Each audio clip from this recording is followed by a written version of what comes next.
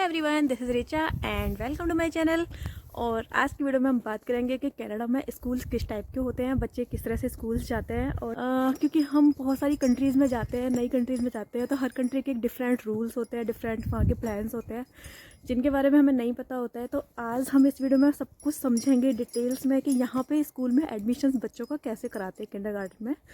तो पहले तो हम बैठ लेते हैं आराम से और आराम से बैठ के बात करेंगे। यार देखो, मेरे ना बैकयार्ड में बिल्कुल भी जगह नहीं है बैठने के लिए। सोफ़े सारे बिल्कुल कवर हो रहे हैं बर्फ़ से, लेकिन मैंने एक चेयर क्लीन की है अभी।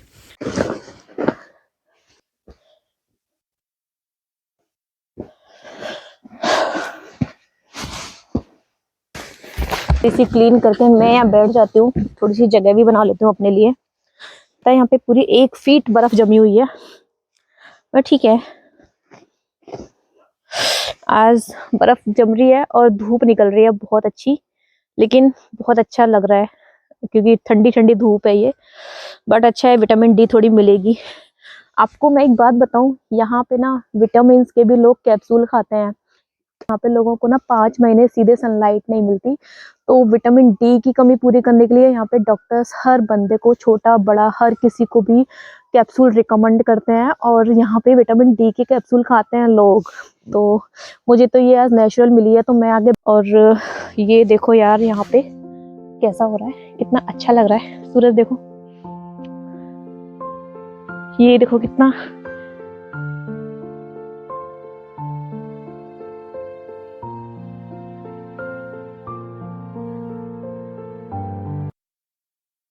Guys, hope you all are doing well. और आज का वीडियो मेरा उन लोगों के लिए बहुत हेल्पफुल होने वाला है जो यहाँ पे पीआर पे आते हैं या फिर वर्क परमिट पे आते हैं। क्योंकि जब भी हम किसी नई कंट्री में जाते हैं तो हर किसी कंट्री के कुछ नए रूल होते हैं, कुछ नए प्लान्स होते हैं जिनके बारे में हमें नहीं पता होता है। तो मैंने यहाँ पे मूव किया था तो मुझे भी वो परेशानियां हुई थी। तो आज की वीडियो में हम बात करेंगे कि इस यहाँ पे जब कनाडा में किंडरगार्टन में स्कूल का एडमिशन कराते हैं किसी बच्चे का, तो यहाँ पे क्या प्रोसेस होता है, क्या उसका डॉक्यूमेंट रिक्वायरमेंट होती है, किस तरह से एडमिशन कराते हैं, कहाँ पे जाना होता है स्कूल में। क्योंकि यहाँ पे स्कूल में जाके एडमिशन नहीं होता है, सबसे पहले तो ये है। तो कहाँ पे जाना होता है एडमिशन्स के लिए। और मतलब आई होप कि आप अगर ये वीडियो देखोगे तो इसके बाद आपको कोई भी कन्फ्यूजन क्रिएट नहीं रहेगी और सारा सिस्टम आपको पता चल जाएगा कि यहाँ के स्कूल्स में सिस्टम कैसा होता है, कैसी पढ़ाई होती है, किस तरह से बच्चे प्रैक्टिकली पढ़ते हैं या फिर थ्योरेटिकल पढ़ते हैं। तो वो सब आज की वीडियो में हम देख लेंगे। और चलिए वीडियो को शुरू करते हैं। So let's start video without wasting time. Canada में बच्चों का जो स्कूलिंग स्टार्ट कराते हैं वो 4 इयर्स कंप्लीट करने के बाद कराते हैं। और सबसे पहले तो मैं बताऊं कि यहाँ पे 3 तरह के स्कूल्स होते हैं, प्राइवेट, गवर्नमेंट और कैथोलिक। तो जो गवर्नमेंट और कैथोलिक स्कूल्स होते हैं वो बिल्कुल फ्री ऑफ कॉस्ट होते हैं, कोई भी उसके लिए आपको फी पे नहीं करनी होती। वो भी हम डिस्कशन करेंगे अभी कि मतलब कहाँ कहाँ पे फी करनी होती है, कहाँ पे नहीं करनी होती है। और जो प्राइवेट स्कूल्स होते हैं उनमें आपको पूरी तरह से फी पे करनी होती है, वो पूरी तरह से प्राइवेट होते हैं। और लेकिन यहाँ पे ऐसा नहीं है कि गवर्नमेंट में फी पे करनी नहीं होती तो अच्छे नहीं होती, बहुत अच्छे स्कूल होते हैं, बहुत अच्छी उनमें एजुकेशन होती है, प्रैक्टिकली नॉलेज देते हैं बच्चों को। और यहाँ पे 90% लोगों के बच्चे गवर्नमेंट स्कूल में ही पढ़ते हैं। तो ऐसा कुछ नहीं है, सब लोगों को बिल्कुल सेम एजुकेशन दी जाती है, सारे स्कूल सेम होते हैं, गवर्नमेंट के भी बहुत अच्छी फैसिलिटीज होती है सारे स्कूल्स में, वो फ्री ऑफ कॉस्ट होते हैं। तो यहाँ पे जो एडमिशन होता है बच्चे का वो 4 इयर्स कंप्लीट करने के बाद होता है। जब बच्चा 4 साल पूरे कर लेता है तो उसके बाद यहाँ पे एडमिशन शुरू हो जाते हैं स्कूल्स में। और सितंबर का जो फर्स्ट मंडे आता है उसको यहाँ पे न्यू सेशन स्टार्ट होता है बच्चों के लिए। जैसे कि बाय द वे, अगर आप फॉर एग्जांपल अगर आप अभी 2023 है तो इस साल यहाँ पे 2019 बॉर्न बेबीज के एडमिशन शुरू हो जाएंगे।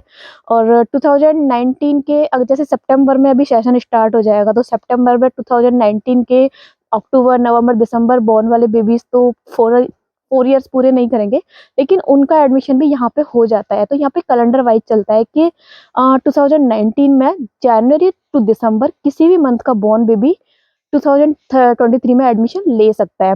4 इयर्स कैलेंडर के कंप्लीट होने पे यहाँ पे एडमिशन शुरू हो जाता है। और एडमिशन यहाँ पे किसी भी टाइम करा सकते हो स्कूल्स में, कोई ऐसी बाउंडेशंस नहीं है कि सितंबर में अगर स्कूल्स ओपन हो रहे हैं तो आप जुलाई अगस्त में ही स्कूल्स में एडमिशन कराओगे। अभी जैसे फैब चल रहा है तो आप फैब में ही रजिस्ट्रेशन करा सकते हो एडमिशन के लिए। तो साल में पूरा यहाँ पे मतलब किसी भी टाइम पे रजिस्ट्रेशन करा सकते हो और कोई प्रॉब्लम नहीं है। तो एजुकेशन के लिए यहाँ पे जो सबसे पहले आता है डॉक्यूमेंट्स नीड होती है, तो वो डॉक्यूमेंट्स नीड सबसे पहले मतलब 4 डॉक्यूमेंट्स यहाँ पे बेसिकली चाहिए होते हैं। सबसे पहले आपको चाहिए होगा यहाँ पे नेम और एड्रेस प्रूफ के लिए, नेम और एज प्रूफ के लिए, तो उसके लिए बच्चे का birth certificate is mandatory here. तो कहीं का भी बॉर्न बेबी है, बर्थ सर्टिफिकेट उसके लिए लगेगा। और दूसरा डॉक्यूमेंट यहाँ पे चाहिए होता है कोई भी एड्रेस प्रूफ के लिए, तो इसमें आप अपना फ़ोन बिल, केबल बिल या फिर इंटरनेट का बिल लगा सकते हो, जहाँ पे भी कोई भी आपका नेम और एड्रेस मेंशन है। और या फिर ये नहीं है तो आप इसमें अपना कोई भी यूटिलिटी बिल भी लगा सकते हो, कोई water bill, gas, hydro bill. और इसके साथ में आप इसमें ये मतलब आप अपना कोई भी बैंक स्टेटमेंट या फिर क्रेडिट कार्ड का स्टेटमेंट भी अटैच कर सकते हो। तो ये आपका एड्रेस प्रूफ में हो जाता है।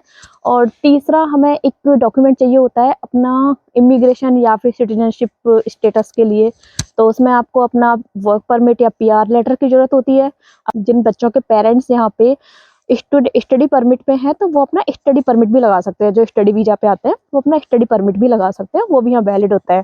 Fourth one is vaccination. Vaccination card is mandatory here. Vaccination card यहाँ पे हर वैक्सीन में हर बच्चे के लिए चाहिए होता है। नेक्स्ट वैक्सीनेशन कराते हैं, उसमें भी वैक्सीनेशन कार्ड चाहिए होता है। तो वैक्सीनेशन कार्ड यहाँ पे ज़रूरी होता है। तीसरा हमारा मतलब ये 4 डॉक्यूमेंट्स हो जाते हैं एडमिशन के लिए, और बहुत बेसिक से डॉक्यूमेंट्स हैं, इजीली हो जाता है, ऐसा नहीं है। आप आ जाओ, यहाँ पे कोई प्रॉब्लम नहीं होती, कोई भी यहाँ पे स्कूल्स में टेस्ट नहीं होते। बेसिक ग्रेड 8th 9th इसमें भी अगर बच्चों के एडमिशन कराने होते हैं, तो बहुत ही बेसिक टेस्ट होते हैं, मैथ, इंग्लिश वगैरह का हो जाता है। क्योंकि हमारे इंडिया का एजुकेशन सिस्टम है वो बहुत टिपिकल है यहाँ के कंपेयर में, तो वहाँ के बच्चे तो यहाँ पे इजीली सर्वाइव कर लेते हैं कोई। और यहाँ पे जब हम स्कूल में हम एडमिशन कराने जाते हैं, तो स्कूल में नहीं जाते हैं, हमें यहाँ पे एक वेलकम सेंटर होता है। क्योंकि मेरा जो एरिया है, जैसे यहाँ पे न्यू कमर सेंटर होता है, न्यू कमर सेंटर पे हम एजुकेशन के लिए एडमिशन के लिए जाएंगे। वहाँ पे हम ये सारे डॉक्यूमेंट सबमिट करेंगे, वो हमें एक इस तरह का लेटर देते हैं। और ये लेटर हमें जाके स्कूल में देना होता है, वो खुद ही वहाँ पर रजिस्टर कर लेते हैं अपने बच्चे का नाम। तो वो वहाँ से जब हम यहाँ पे न्यू कमर सेंटर जाएंगे ना, तो न्यू कमर सेंटर पे वो खुद ही आपको एक स्कूल प्रोवाइड करेंगे। मतलब हाँ, ये बात मैं बताना भूल गई कि यहाँ पे कोई भी हमें स्कूल की खुद से ही सेलेक्ट करने की कोई फ्रीडम नहीं होती है। स्कूल हमें यहाँ न्यू कमर सेंटर से ही प्रोवाइड होता है, क्योंकि यहाँ पे जो स्कूल्स होते हैं वो जहाँ पे हम रहते हैं, जो हमारा लोकेशन एरिया होता है, उसके अकॉर्डिंग हमें प्रोवाइड किया जाता है। उसी टेरिटरी में हमें स्कूल्स मिलते हैं यहाँ पे। और क्योंकि वो ज़्यादा दूर नहीं होता हमारे घर से स्कूल, वॉकिंग डिस्टेंस भी होता है, और अगर वॉकिंग नहीं है तो बस प्रोवाइड करते हैं। लेकिन 3-4 किलोमीटर के एरिया में हमें स्कूल्स मिल जाते हैं। कभी कभी हमें ऑप्शनल हो जाता है कि अब मान लो आपके कोई भी एरिया में 3-4 स्कूल्स हैं, तो उनमें से आपको एक ऑप्शन मिल जाता है कि आपको सेलेक्ट कर लो। मुझे नहीं मिला था, मैंने लास्ट ईयर अपने बच्चे का एडमिशन कराया था, तो मुझे कोई ऑप्शन नहीं मिला था। एक ही ऑप्शन स्कूल उन्होंने प्रोवाइड किया था, और वो उसमें मैंने एडमिशन करा दिया था। तो जनरली मतलब होता नहीं है यहाँ पे, वही प्रोवाइड करते हैं स्कूल्स। और फिर जो स्कूल वो प्रोवाइड करते हैं, उसमें आपको वो लेटर लेके जाना होता है, एक पेपर वो देते हैं, वो पेपर लेके जाना होता है, वो खुद ही वहाँ पर रजिस्टर कर लेते हैं। उसके बाद जब भी आपका सेशन स्टार्ट हो रहा है, वो बच्चे को भेज सकते हो। कभी कभी वो वहाँ पे न्यू कमर सेंटर पे भी अपना ये रजिस्ट्रेशन कर लेते हैं, उस टाइम पे भी एडमिशन के लिए भी स्कूल में नहीं जाना होता। तो यहाँ पे सबसे पहली बात कि स्कूल में एडमिशन कभी नहीं होता है। तीसरा, यहाँ पे जो बसेज होती हैं बच्चों के लिए, वो बिल्कुल फ्री ऑफ कॉस्ट होती हैं, उनकी कोई भी कॉस्ट नहीं होती। और अगर जैसे लेकिन यहाँ पे ना उन बसेस के लिए कुछ रेस्ट्रिक्शंस होते हैं। हर इंसान को, हर बच्चे को वो बस प्रोवाइड नहीं की जाती, क्योंकि अगर ये एक मतलब आपके घर का स्कूल से डिस्टेंस के ऊपर डिपेंड करता है कि अगर आपका घर मान लो कि 2 किलोमीटर के अंडर एरिया में आता है, तो आपको बस प्रोवाइड नहीं की जाएगी। 2 किलोमीटर से दूर वाले बच्चों के लिए ये बस प्रोवाइड की जाती है। और ये भी थोड़ा एक ग्रेड के ऊपर डिपेंड करता है कि आप किस ग्रेड में हो। जैसे कि अगर ग्रेड 1 के बच्चे होते हैं, तो उनको 1 किलोमीटर के डिस्टेंस पे बस प्रोवाइड की जाती है। उससे ऊपर थोड़े बच्चे होते हैं 5th ग्रेड के, 4th ग्रेड के, उनको होता है कि 2.5 किलोमीटर का रहता है उनका एक। तो इस तरह से उनका एक बस का यहाँ पे क्राइटेरिया है कि उसको हर बच्चे को प्रोवाइड नहीं की जाएगी। और अगर आप चाहो कि यहाँ पे हम अगर पे करके बस ले लें, तो ऐसा नहीं है, वो बस फिर होगी नहीं प्रोवाइड। आपको खुद ही यहाँ पे ड्रॉप करना होगा बच्चे को, खुद ही यहाँ पे पिकअप करना होगा। तो ये आपकी एक रिस्पॉन्सिबिलिटी बन जाती है। हाँ, ऑप्शनल होती हैं, यहाँ पे कुछ कैब्स हैं जो चलती हैं, प्राइवेट कैब्स होती हैं जो बच्चों को 4-5 बच्चे इकट्ठे करके ले जाती हैं आपके मोहल्ले में से, तो इस तरह से आप वो कैब प्रोवाइड कर सकते हो प्राइवेट। लेकिन बस की फैसिलिटी आपको तभी मिलेगी जब आपका घर स्कूल से 2 किलोमीटर से ज़्यादा डिस्टेंस पे है, क्योंकि बस की सुविधा यहाँ पे बहुत अच्छी होती है। कोई भी एक स्कूल में जो बसेज़ होती हैं उनमें एक भी स्टूडेंट फालतू एक्स्ट्रा नहीं बिठाते हैं। जितनी सीट होती हैं उतनी ही सीट पे बच्चे होते हैं और सबको एकदम से बेल्ट से टाई अप करके स्कूल मतलब लेके जाते हैं। तो ऐसा मतलब इसीलिए नहीं करते कि जितनी सीट्स होती हैं, जितनी बसेज़ होती हैं, इतने ही बच्चे वो अलाउड करते हैं।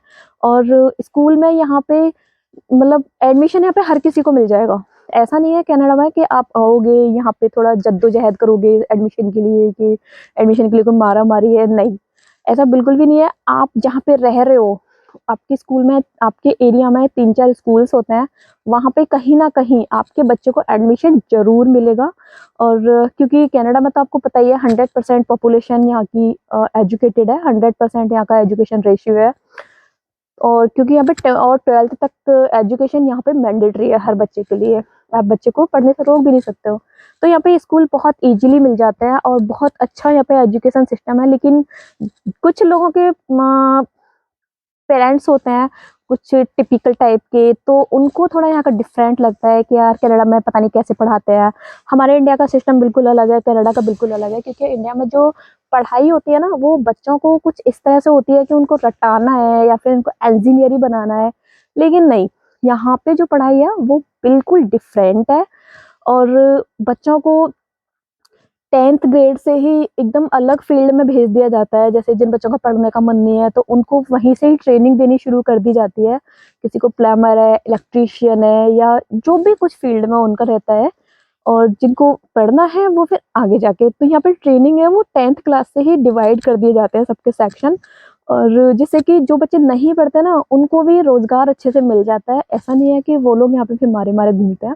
तो सब बच्चे यहाँ पे सेट रहते हैं। स्ट्रेस यहाँ के बच्चे स्ट्रेस बिल्कुल भी नहीं लेते।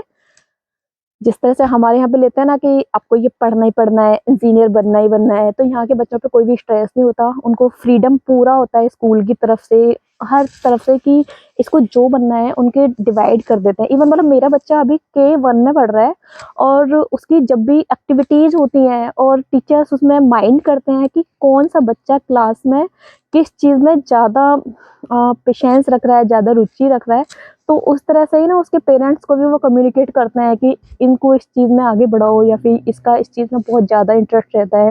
जैसे मेरे बच्चे का है, मेरा बच्चा बहुत ज़्यादा उसको आर्मी और टैंकर्स, एरोप्लेन्स इन चीज़ों में ना उसका बहुत ज़्यादा इंटरेस्ट है, बहुत ज़्यादा। मतलब उसको छोटा-सा है, अभी 4 साल का है, लेकिन वो हर चीज़, सारे टैंकर्स के नाम जानता है, एरोप्लेन्स जानता है और मतलब उसको पता है कि सबमरीन क्या होती है, सबमरीन वाटर के अंदर चलती है। तो ये ना उसका इंटरेस्ट बहुत ज़्यादा है, तो उसकी टीचर भी बोलते हैं, वो स्कूल में जितनी भी एक्टिविटी करता है, अपनी भी अभी ग्रेड 1 में है, तो ब्लॉक्स के साथ वो जितनी एक्टिविटी करता है ना कि ब्लॉक्स किससे भी बनाएगा, तो वो गन बनाएगा, टैंकर बनाएगा, उसपे मिसाइल लगाएगा। तो इस तरह की उसकी एक्टिविटीज़ रहती हैं। तो उसके टीचर भी मुझे बोलते हैं कि उसका जैसा है ना, उसी फील्ड में ही उसको भेजो। ये नहीं है वो ये है तो इस फील्ड में भी बहुत सारे इस फील्ड में भी बहुत सारे स्कोप्स खुलते हैं आगे जाके, पायलट्स है तो उसको वैसा बनाओ। और यहाँ पे स्कूल में कोई भी होमवर्क नहीं मिलता बच्चे को। घर पे आके उसके ऊपर कोई कैसा भी प्रेशर ही नहीं है, कोई बर्डन नहीं है, क्या वो करेगा, क्या नहीं करेगा। जितने भी उसके प्रोजेक्ट्स होते हैं, जितनी भी क्रिएटिविटी होती हैं, जितने भी उसके स्कूल में एक्टिविटीज़ होती हैं, वो सब उसके टीचर्स स्कूल में ही उनसे कंप्लीट कराते हैं। घर पे अगर वो कभी भी देते हैं तो एक पेपर देते हैं साथ में ही, और जो भी उनके कलर वगैरह होते हैं वो सब उनके बैग में रख के देते हैं। छोटी सी बॉक्स देंगे उस प्रोजेक्ट के रिलेटेड, जो भी उसका मटेरियल है वो उसको रख के देते हैं। घर पे आओ, बनाओ और लेके चले जाओ। कभी-कभी, नॉट डेली, डेली घर के लिए यहाँ पे कोई होमवर्क ही नहीं देते। हाँ, आप अगर मतलब कुछ भी एक्स्ट्रा एक्टिविटीज़ करा सकते हो, या बहुत सारी बुक्स भी यहाँ पे आती हैं, कैनेडियन बुक्स होती हैं, बहुत सारी एक्टिविटीज़ बुक्स होती हैं, वॉलमार्ट वगैरह में मिल जाती हैं यहाँ पे, तो वो अगर आप लाके एक्स्ट्रा बच्चों को करा रहे हो तो एक अलग है, करा सकते हो। मैं अपने बच्चे पे कराती हूँ, मैं उसके लिए बहुत सारी बुक्स लाती भी रहती हूँ नई-नई। तो ये है कि ये आप उसके लिए करा सकते हो अलग से घर पे कोर्सेज, और इवन उसको घर स्कूल से आने के बाद या फिर कोई भी वीकेंड पे उसको अलग से कोर्स ज्वाइन करा सकते हो, क्योंकि वो बहुत बहुत फ्री रहते हैं यहाँ के बच्चे अलग से कुछ भी ज्वाइन करने के लिए। एक स्कूल में पढ़ने के बाद उनके पास घर के पे आने आने के बाद कोई भी काम नहीं है, कोई भी होमवर्क नहीं है, कोई भी प्रेशर नहीं है, कोई भी बर्डन नहीं है कि ये एक्टिविटी करनी है, ये प्रोजेक्ट पूरा करना है, कुछ भी नहीं है। इवन पेरेंट्स भी बहुत फ्री रहते हैं यहाँ पे होमवर्क की तरफ से। तो ये है यहाँ का, एक तो होमवर्क बिल्कुल भी नहीं होता है, तो ये मुझे बहुत अच्छा लगता है क्योंकि बच्चे और चीज़ें सीख लेते हैं। हम उनसे और भी एक्टिविटीज़ स्कूल टाइम्स में भी करा सकते हैं, और भी थोड़े वो कोर्स कर लेते हैं 1 घंटे 2 घंटे का। यहाँ पे जब भी बच्चे स्कूल जाते हैं तो उनकी पूरी क्लासेस यहाँ पे क्लासेस के अंदर ही नहीं होती। 6 घंटे 7 घंटे की क्लासेस यहाँ पे क्लासेस के अंदर ही नहीं होती, उनको सोसाइटी के बाहर ले जाते हैं। यहाँ के टीचर्स बहुत ज़्यादा मतलब जो एक्टिविटीज़ भी कराते हैं ना, प्रैक्टिकली नॉलेज यहाँ पे बहुत देते हैं। जैसे कि कभी बच्चे स्कूल में पढ़ रहे हैं तो हर क्लास को आधा आधा घंटे के लिए बाहर वो स्कूल के अराउंड ही एक राउंड लगवा के लाते हैं सोसाइटी में पूरी में, और वहाँ जाके बच्चों को पूछते हैं कि आज आपने न्यू क्या देखा, आपको यहाँ पे आप जो बाहर घूम रहे हो रोड पे तो आपको यहाँ पे क्या दिख रहा है नया। तो गाइज़ आज के लिए बस इतना ही। इसका मैं नेक्स्ट पार्ट कल रिलीज़ करने वाली हूँ, तो मिलते हैं कल के वीडियो में। और अगर आप मेरे चैनल पर नए हो तो प्लीज़ प्लीज़ प्लीज़ वीडियो को लाइक कर दीजिए और चैनल को सब्सक्राइब करना मत भूलिएगा, शेयर कर दीजिएगा ताकि और लोगों का भला हो सके। Bye bye.